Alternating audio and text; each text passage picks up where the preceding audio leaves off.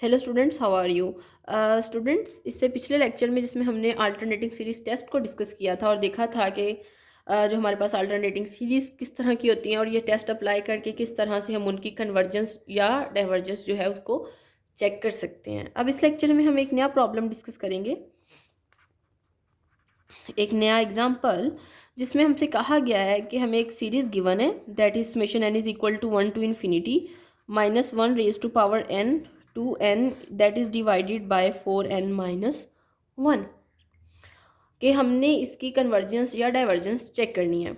अब आपको पता है कि हमारे पास जो टेस्ट है वो क्या कहता है कि हमारे पास गिवन सीरीज़ है, alternating series, and due to this term this is an alternating series और हमने इस पर ये टेस्ट अप्लाई करके चेक करनी है इसकी कन्वर्जेंस या डाइवर्जेंस। अगर हमारे पास इस तरह की सीरीज़ हों और अगर हमारे पास फंक्शन या हमारे पास जो सिक्वेंशियल टर्म्स हैं वो डिक्रीज़ कर रही हों, दैट मीन्स कि हमारे पास नेक्स्ट टर्म जो है वो लेस हो प्रीवियस टर्म से और अप टू सोन इसी तरह से चलता जाए, और अगर हम लिमिट अप्लाई करें जो हमारे पास ए एन टर्म है, हमारे पास सीक्वेंस है उस पर, तो वो ज़ीरो को अप्रोच कर जाए।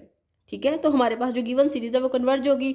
अदरवाइज अगर वो जीरो के इक्वल नहीं आता तो हम कहेंगे कि हमारी सीरीज़ जो है वो डाइवर्ज करते हैं। इसको डाइवर्जेंस टेस्ट भी आप कहते हैं। ठीक है, अब स्टूडेंट्स आपको पता है कि हमारे पास अगर हम सीरीज़ की फॉर्म में लिखें इसको तो वो होता है summation n is equal to 1 to infinity like minus 1 raise to power n, here we have n minus 1 और an। तो स्टूडेंट्स यहाँ से अगर आप अपने an जो है उसको सीक्वेंस को डिटेक्ट करें तो an आपको पता है वो इक्वल है 2n ओवर 4n माइनस 1 के। ठीक है, आपने देखना है कि आपके पास an प्लस 1 जो है वो लेस है या इक्वल है नेक्स्ट दिस टर्म से ना। तो आप क्या करेंगे कि 2 into n plus 1 that is divided by 4 into n plus 1 minus 1।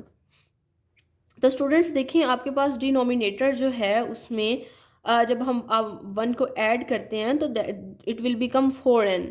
Okay, and like if I simplify it further then you can get 2n plus 2 that is divided by 4n plus 3 कि हमारे पास denominator में जो term है वो बड़ी होती जा रही है।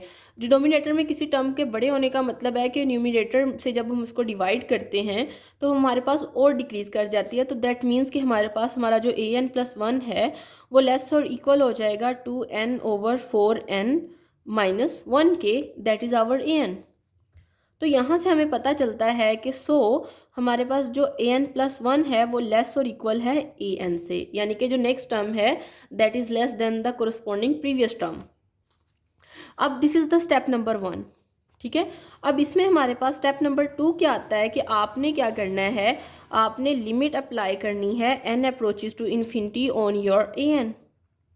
Okay, and if you do it के limit n approaches to infinity and that is 2n over 4n minus 1, and if you divide the numerator and denominator by n, और डेफिनेटली आपने डिनोमिनेटर में जो मतलब बिगेस्ट पावर होती है उससे हमने n यानी कि अगर x हो या n हो तो उससे डिवाइड करना होता है ना।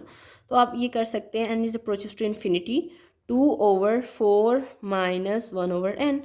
अब आप लिमिट अप्लाई करें तो ये आ जाएगा 4 minus 1 over infinity and something by infinity 0 and 2 by 4 and 2 2s are 4 that is 1 by 2 that is not equal to 0।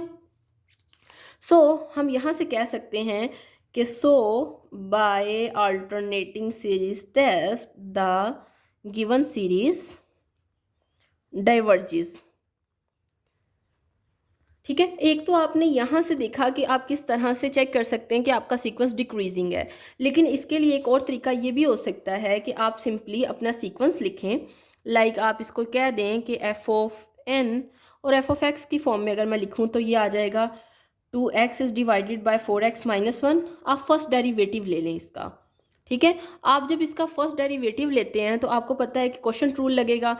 Question rule के अकॉर्डिंग नीचे वाला फंक्शन ऊपर एज इट इज़, ऊपर वाले फंक्शन का डेरिवेटिव माइनस नीचे वाले फंक्शन का डेरिवेटिव और ऊपर वाला फंक्शन एज इट इज़।